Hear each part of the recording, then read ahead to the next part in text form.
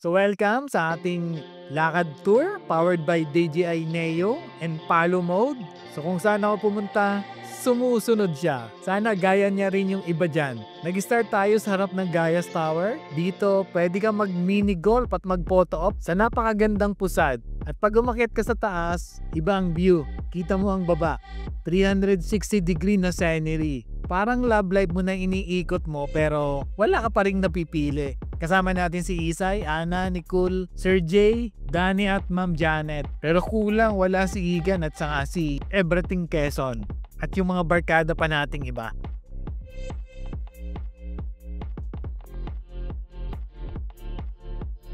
At ito naman ang Wonderfalls, nakapresto sa ilalim mismo ng Gaia's Tower. At parang poetry in motion. Beauty flows like water, statues like loyal forever. Sana all may loyalty kahit stone cold. So kung gusto mo lang tahimik na spot, isa sa mga perfect places para magmuni-muni. Para bang life tip, be like water, go with the flow, pero wag magpa-apekto sa mga bato.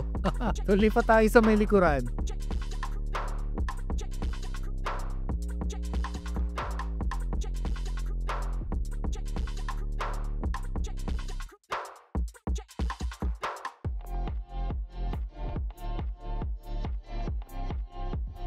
Yung mga mukhang palang statue, hindi sila mascot ha. Trash bin sila. Sobrang creative. So nakita niyo yung mga nakapark ang mga club cart para sa mga guests.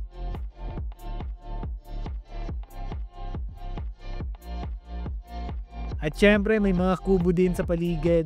So meron din ditong booth ng Nyug-Nyugat Festival. Cultural vibes unlocked.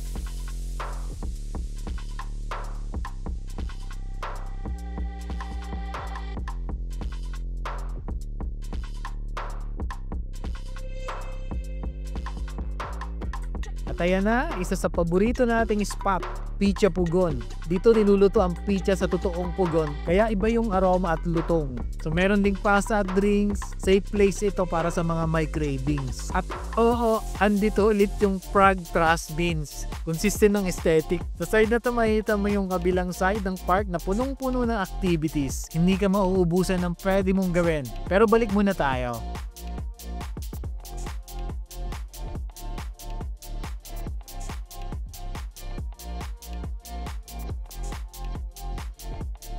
Punta tayo sa Animal Rendezvous.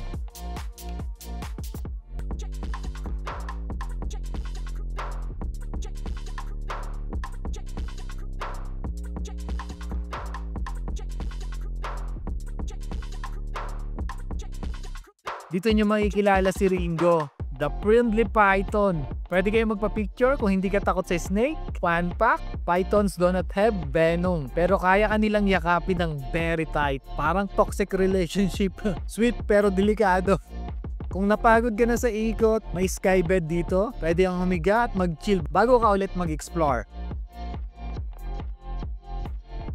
Pero kung iikutin pa natin lahat, siguradong mauuna pang malobat ang DJI Neo kaysa sa pasensya natin.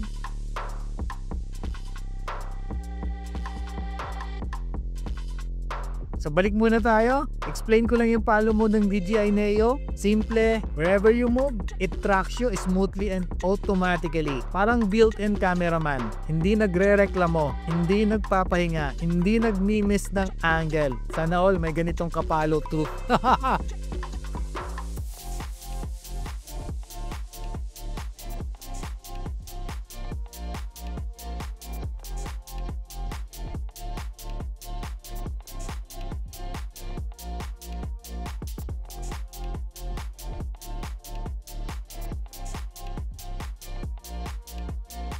And that is your quick tour, DJI Neo on Palo Mode. Lakad lang, the world will follow.